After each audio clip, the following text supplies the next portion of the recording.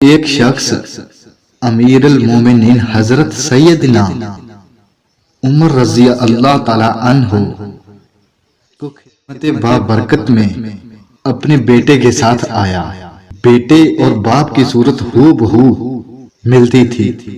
آپ رضی اللہ تعالی عنہ نے ان کو دیکھ کر فرمایا کہ میں نے ان باپ بیٹوں کے درمیان جتنی مشابہت دیکھی ہے اس سے پہلے کبھی کسی اور میں نہیں دیکھی۔ باپ نے عرض کی، اے علی جا، اس بچے کا واقعہ نہایت ہی عجیب و غریب ہے کہ میں کچھ سالوں کے لیے سفر پر جانے لگا تو یہ بچہ اپنی ماں کے پیٹ میں تھا، اور مجھے سفر پر رخصت کرتے وقت میری بیوی نے مجھ سے کہا تھا کہ تم اس کو کس کے سپرد کر کے جا رہے ہو اور مجھے بھی تنہا چھوڑ کر جا رہے ہو؟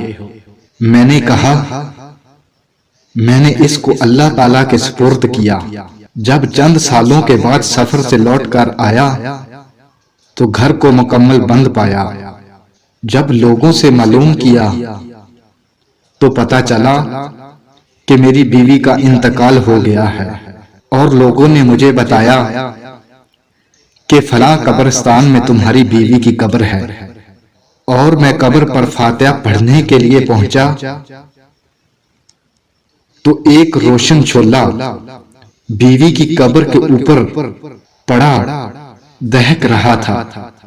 میں نے سوچا بیوی تو میری بہت بڑی نیک تھی، مگر یہ شعلہ کیسا؟ میں ضرور قبر کو کھود کر دیکھوں گا۔ جب قبر کھودی تو کیا دیکھتا ہوں کہ اس میں ایک چاند سا بچہ موجود ہے جو مری ہوئی اپنی ماں کے ارد گرد اچھل کود کر کھیل رہا ہے، اور غیب سے آواز آئی، یہ وہ بچہ ہے جس کو تو نے سفر پر جاتے وقت ہمارے سپرد کیا تھا، لے اپنی امانت سنبھال، اور اگر تو اس وقت اپنی بیوی کو بھی ہمارے سپرد کر جاتا تو وہ بھی تجھے آج مل جاتی۔